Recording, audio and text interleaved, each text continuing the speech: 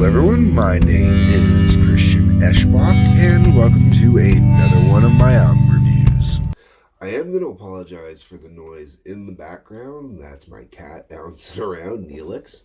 Also, I haven't done anything to fix the sound echo down here yet, which I really do need to get around to doing, and I do apologize for not doing yet. So for a while, these videos are going to get a little reverby. Okay, so we're talking about Bruce Dickinson's Skunkworks today.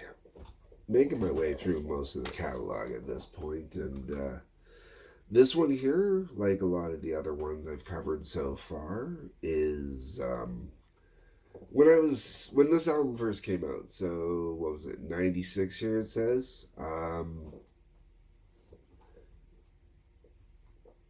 I talked about it with my buddy Drew. I was wondering if it was worth picking it up, and he had implied that he had already picked it up, and he had already ditched the album because he just wasn't into it.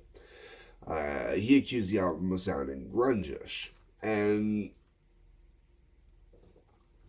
because of this, I never bothered to pick up the album, and then when Tracy and I got together, it came into my possession, so hey, look, I get to review the album.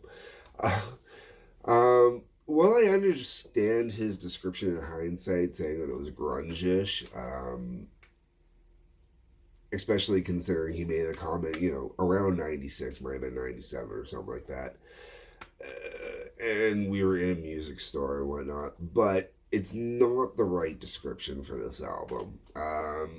It's alternative isn't right, but part of me hears stuff that makes me think Goo Goo Dolls. Part of me hears stuff that I go, the band live.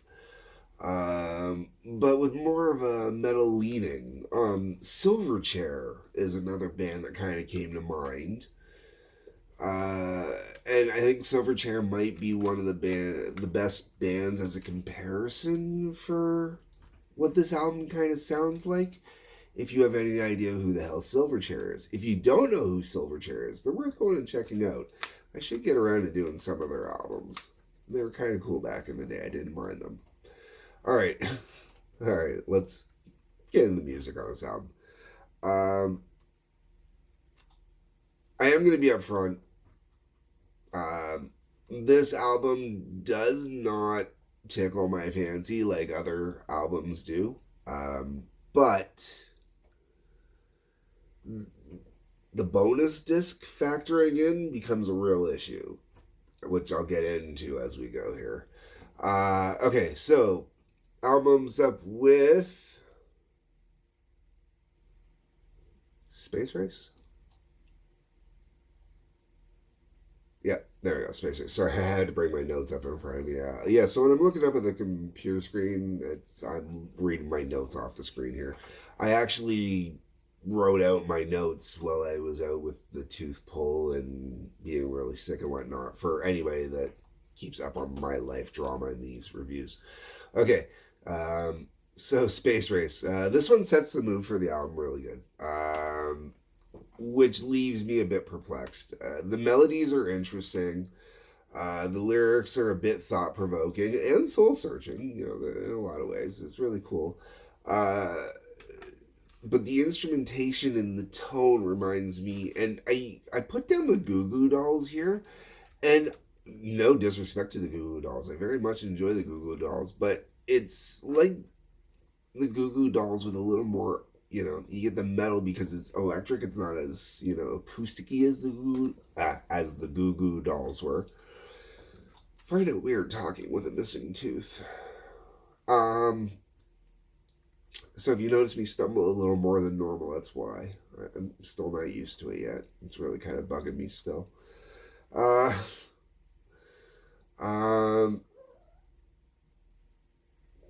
There's a lot of times where, throughout this entire album, there's a lot of times where the notation that's being played reminds me a lot of Accident of Birth or Chemical Wedding. Either one of those albums. There's a lot of riffs I hear in there that definitely remind me of that. Hope you get to enjoy watching the cat jump up in the window behind me there. Tell me that isn't cute, and tell me that isn't worth a like. Toby getting to see that little kitty. He's gotten huge. I showed video from when I first got him, but look how big he is now.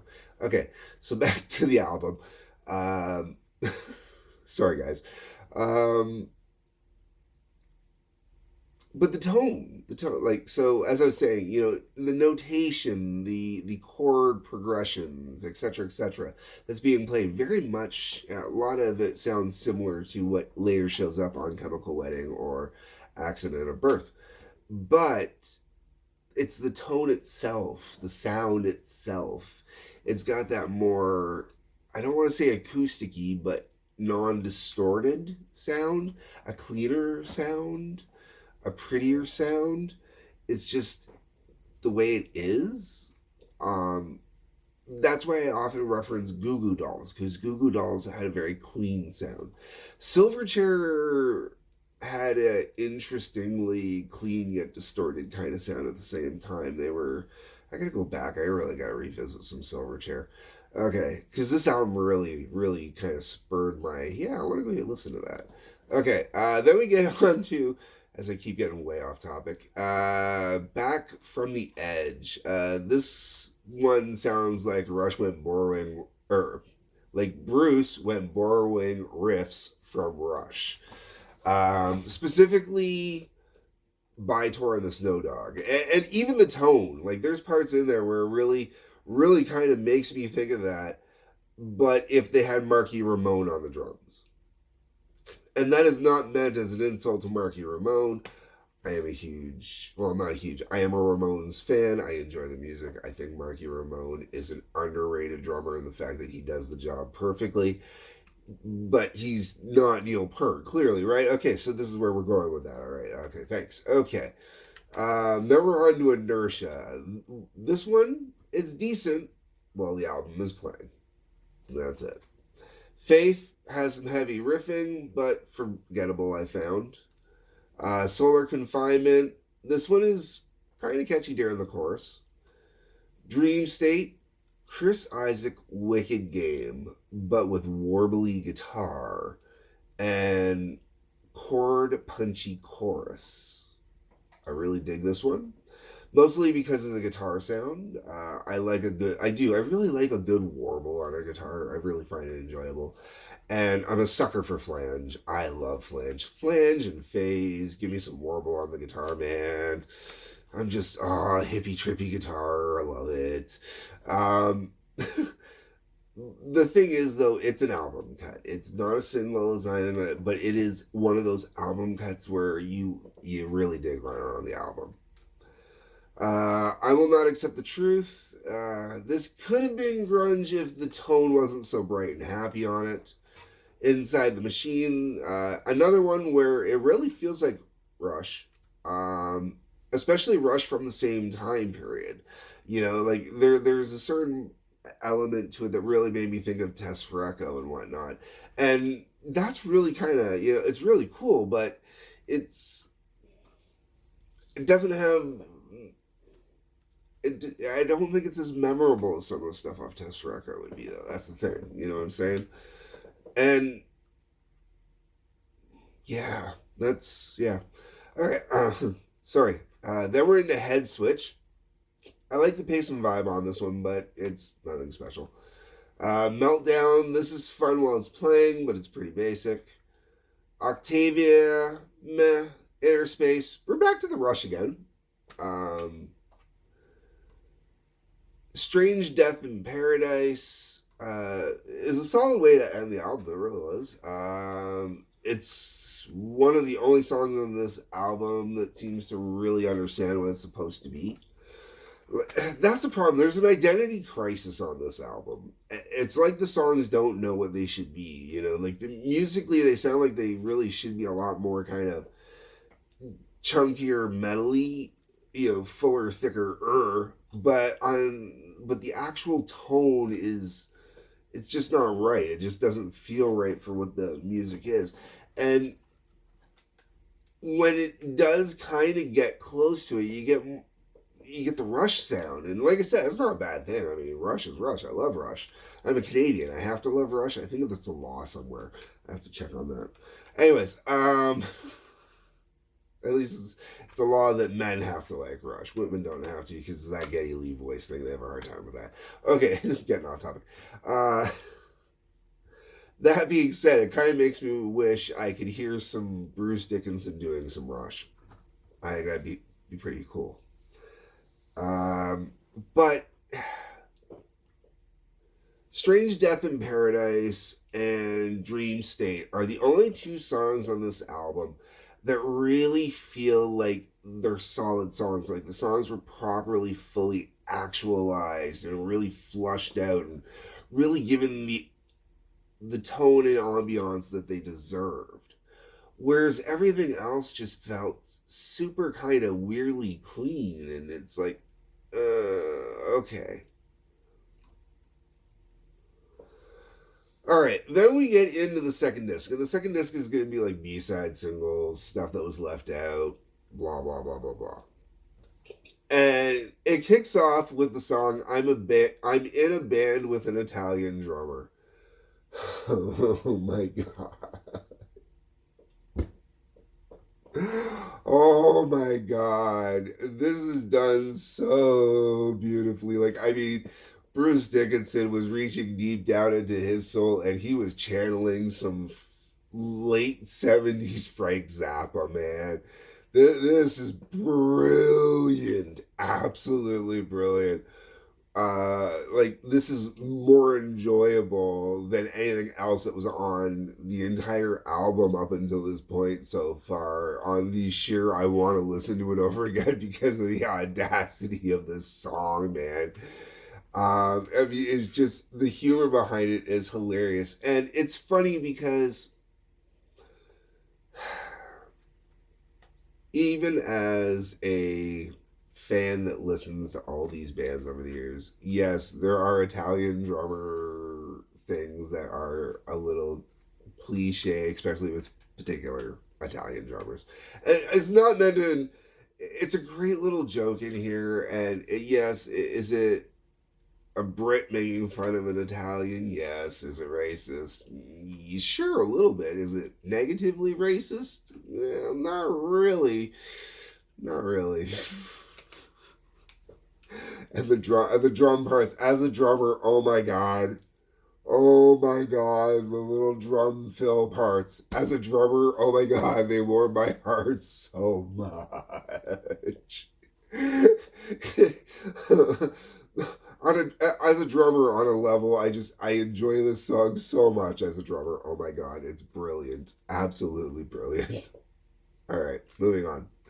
Rescue Day. Another song that really should have been on the album. It is a bit generic and nothing overly special, but it feels like it actually understands what it wants to be musically, like, and it, like I was saying, the two songs on the album that I really enjoy, they seem to really understand what they were supposed to be or how they were supposed to sound, or, they got it. This was another one that just really got it. It understood itself. It makes sense. So I would automatically have just put it on the album. Even though it would have been just kind of album cut, it still would have worked. And then you got God's Not Coming Back. This is pure fucking punk rock, baby, and I love it. Oh my god. This one came on, man, and I'm just like, whoa, yeah. Like, just going back to that Marky Ramone thing earlier, man, just totally, oh, yeah. I know, I've got the hands up because it's metal, but I still, oh, yeah. All right, moving on. Armchair Hero. This song, I remember the phrase Armchair Hero from back in the 90s, but when you really listen to the lyrical content, this song is ahead of its time in a way that feels really unreal. Like, by today's standards, I just, and yet again, this is another song that musically is a great rock song, and it should have been on the album. I think not putting this one on the album was a mistake. R101. This one's fun. Acoustics, think acoustic Renaissance fair kind of vibe to it. Um, Good B-side kind of thing. To me, it would be a great B-side for a single. Uh, Along with Italian Drummer, let's be very clear. I'm in a band with an Italian Drummer is clearly meant as a B-side. It is not. Frank Zappa is the only one that would do songs like this as actual cuts. But Frank didn't really do singles, right? So, but for Bruce, as someone who's always viewed as a more serious musician, this is definitely a great B-side. And same with R101, great B-side kind of thing. Re-entry, this flows naturally from the last track and feels like it's something off Steve Earle's Copperhead Road. Great album, I think. It's another song that really, I think, should have been on the album. While I might not have put R101 on the album, to have the flow through, it might almost be worth it. Then you got Americans Are Behind. Okay. So take the most cliche Red Hot Chili Peppers kind of sound, and you meet that with Thomas Dolby and Blinded by Science specifically, since I think that's like the only song anybody knows from him. And making fun of Americans for being behind. And there's so much irony in this, but once again, better than most of the actual songs off the actual album. It was, it's, yeah, that's that. And then you go into some live versions. You got Inertia, Faith, Inner Space, and then The Prisoner, as in the prisoner from Number of the Beast. From Iron Maiden, yeah. Woohoo. Tickle me fancy. All right.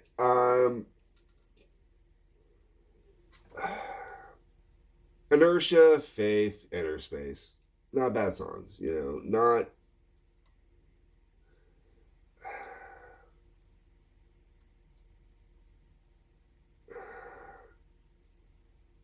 I mean, Faith, I like I said, I think Faith is forgettable.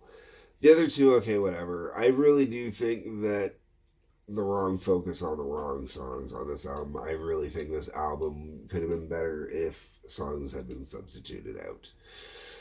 But so the live songs don't really do much for me. They do give it a little more of a tempo in some cases, a little more of a vibe, makes you feel it a little bit more, makes you get a little more of what I think Bruce was going for as opposed to how the album sounds.